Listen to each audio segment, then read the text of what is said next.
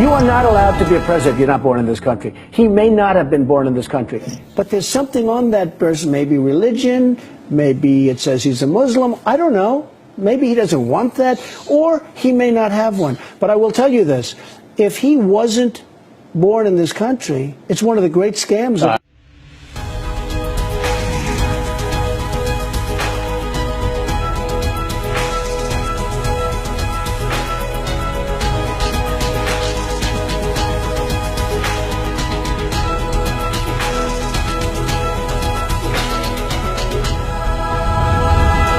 But that night, in front of Washington's journalists, politicians, and power brokers, Obama would hit back.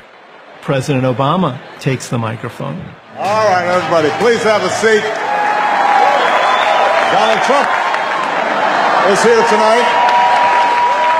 And proceeds to fillet Donald publicly. No one is happier, no one is prouder to put this birth certificate matter to rest than the Donald. And that's because he can finally get back to focusing on the issues that matter. Like, did we fake the moon landing? I was sitting 20 feet from him, and just the look of discomfort on his face. What really happened in Roswell? And where are Biggie and Tupac? Donald's face was so incredibly serious. It was so incredibly he just put on a poker face. I was 2 tables away from Trump. The conventional way in Washington of absorbing a joke at the White House Correspondents' Dinner is to keep your chin up and at least pretend to have a sense of humor about it, even if you go crying to your pillow that night. Trump was steaming. His face was all locked in. He was not having a good time. All kidding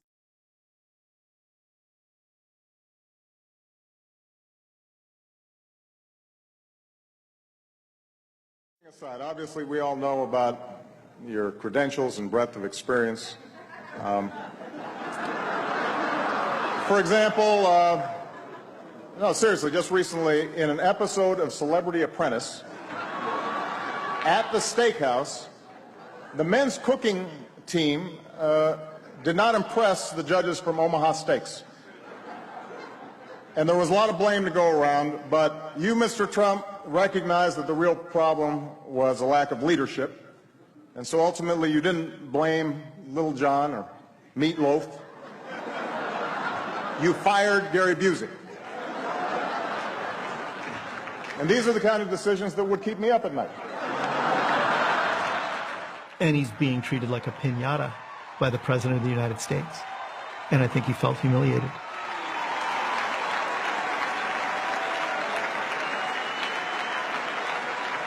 Well handled, sir. Well handled. But it just kept going, and he just kept hammering him. And I thought, oh, Barack Obama is starting something that I don't know if he'll be able to finish.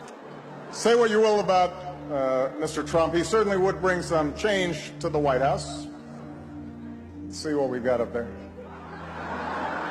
Donald dreads humiliation, and he dreads shame. So in the case of the president ridiculing him, I think this was intolerable for Donald Trump. I think that is the night that he resolves to run for president. I think that he is kind of motivated by it. Maybe I'll just run. Maybe I'll show them all.